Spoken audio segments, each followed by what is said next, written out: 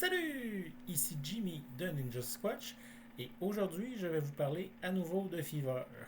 En fait, je vais souligner quelques détails que je n'avais pas mentionnés nécessairement la première fois et l'évolution de notre merveilleux processus avec notre vidéo dysfonctionnelle. Donc, je vais commencer par les petits détails que j'avais oubliés sur Fever pour être sûr de ne pas les oublier une autre fois. Une des choses qui est importante à savoir sur Fever, c'est que il y a beaucoup de frais cachés. Ils sont modérément cachés, vous le savez quand vous allez payer, mais la différence entre le montant qu'un sous-traitant, qu'un artiste propose sur Fiverr et le montant que vous allez payer, c'est vraiment pas la même chose. C'est vraiment pertinent à savoir si vous choisissez un artiste en étant à côté dans votre budget par rapport à ce qu'il propose, vous allez dépasser votre budget avant même d'être rendu à la première étape, en fait. Parce que la manière dont Fiverr fonctionne, c'est que sur les frais qui sont indiqués, eux se prennent une cote d'à peu près 10%. Puis après ça, il y a des taxes de presque 15% qui sont appliquées. Fait que ça ferait 25%, sauf que le 10% est appliqué, le 15% est appliqué après que le 10% soit appliqué. Fait que ça fait mal à la valeur du prix, en fait. Fait que ça, c'est important de le savoir. Et c'est important de savoir que ça s'applique aussi sur le type. Si vous laissez du type à un artiste, euh, il a fait une bonne job, vous dites ah, moi je vais lui donner 20$. Fiverr va vous faire parfait, on est prêt à vous prélever 30$. Voilà, mais ils prennent leur cote même sur le type. Puis en fait, si je me trompe pas, ils prennent aussi leur cote du côté des artistes. Fait qu'à ce niveau-là, ils se graissent assez bien la patte. Ils offrent un bon service, là, mais c'est quand même très gourmand comme compagnie. Ok, ça. Autre chose aussi qui est pertinent à savoir sur Fiverr, les artistes sont pas l'air d'avoir l'habitude de gens qui magasinent. Tu sais, faire OK, je te contacte, ça. Eux autres sont tous en mode si quelqu'un me contacte, j'ai gagné. Fait que quand t'arrives, puis tu dis OK, c'est quoi tes prix? C'est quoi ton budget? Donne-moi ton meilleur budget, je vais te faire un prix avec ça. Non, ta gueule. Moi, ce que je veux, c'est que tu me donnes des prix, puis je vais aller comparer avec d'autres personnes. Ça, ils n'ont pas l'habitude, ils sont tous en mode vendeur de char. Hey, tu vas juste venir me voir moi. Tu vas pas aller voir d'autres personnes. Euh, Magasiner quand même, honnêtement, là, ça vaut la peine. Tant pis s'ils sont perturbés, mais sachez que vous allez les perturber. Mais ça vaut la peine pour vous de les perturber. Vous mettez vos économies dans votre projet. Faut que vous fassiez des recherches. Les artistes sont vraiment pas tous égaux. Ils ont des forces, des faiblesses. C'est pertinent de bien regarder ça. Puis comme j'ai mentionné précédemment, même les trucs qui sont affichés sont pas nécessairement représentatifs de ce qu'ils sont prêts à faire.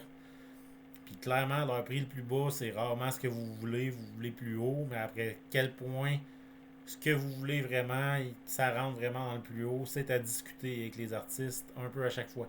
Particulièrement pour les artistes de jeux de cartes. Au niveau des artistes de BD, en fait, moi, j'ai pas eu ce problème-là. Mais pour les artistes de jeux de cartes, Marie-Pierre a travaillé, en a essayé beaucoup. Et honnêtement, c'est assez fabuleux à quel point, soudainement, ce qu'il demandait, ça correspondait pas au prix qu'il affichait. Fait que ça, c'est des choses à savoir. Maintenant, on continue l'épopée de qu'est-ce qu'on fait quand on a un vidéo par une artiste crappie qui ne sait que faire de l'AI. On a porté une plainte à Fever en tant que tel. Ce dont Fever, en fait, le chatbot de Fever nous a en premier informé que hey, mais voyons, ok, vous n'êtes pas content, mais je vois que vous pouvez encore, ça n'a pas été encore été livré, donc clairement il y a place à une amélioration. C'est un éternel optimiste ce petit bot. Ou en tout cas, il essaye de nous pousser au plus proche avant d'admettre qu'il y a un problème, plus probablement. J'irais pas penser que c'est parce qu'ils défendent leur artiste. Je m'attends vraiment pas à ça.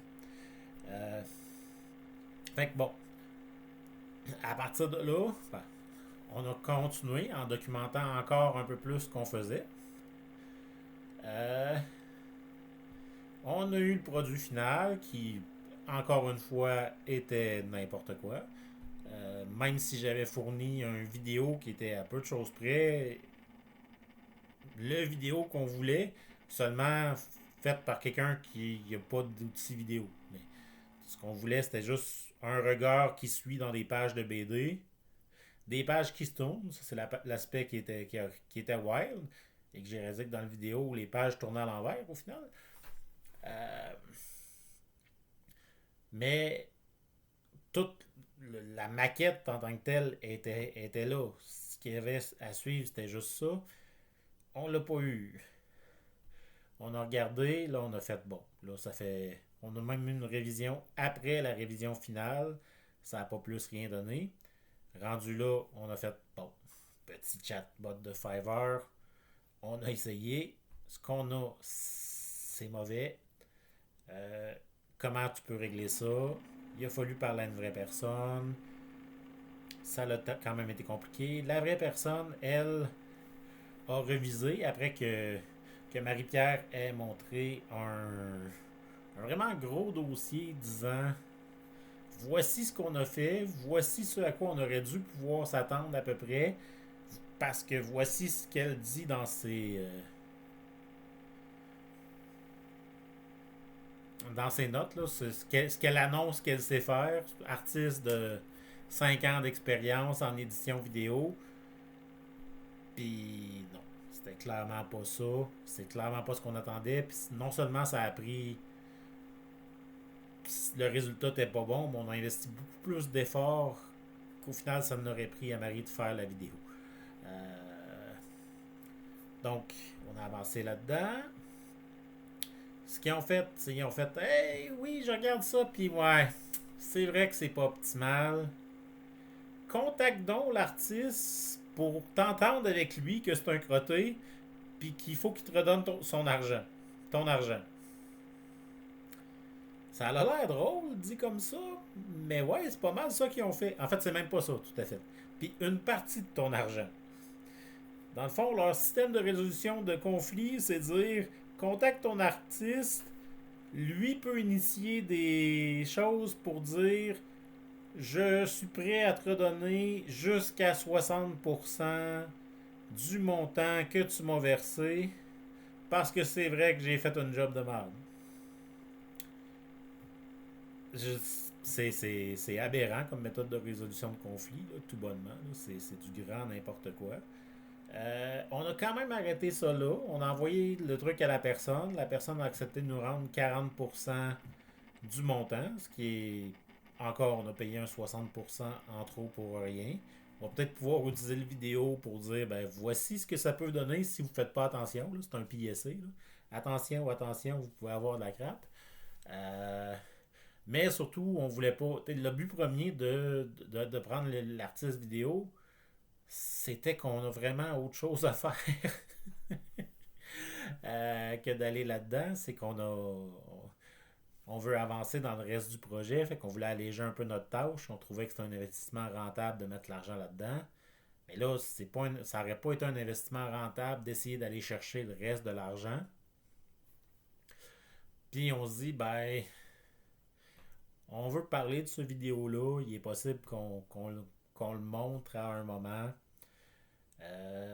En n'ayant pas de remboursé au complet, ben, on a les droits dessus. On ne peut pas l'utiliser pour ce qu'on voulait. On ne peut pas l'utiliser pour ce qui nous serait utile. Mais si un jour on veut l'utiliser pour dire attention, voici comment vous pouvez vous faire avoir sur Fiverr. Si j'avais des talents d'édition vidéo, probablement que je le mettrais à la fin de ce vidéo aussi. S'il y a assez de gens qui veulent le voir, je pourrais le mettre sur YouTube. Hein? Commenter, mais 5 subscribers. Mais bon. Sur ce, ça fait pas mal le tour. Bonne soirée.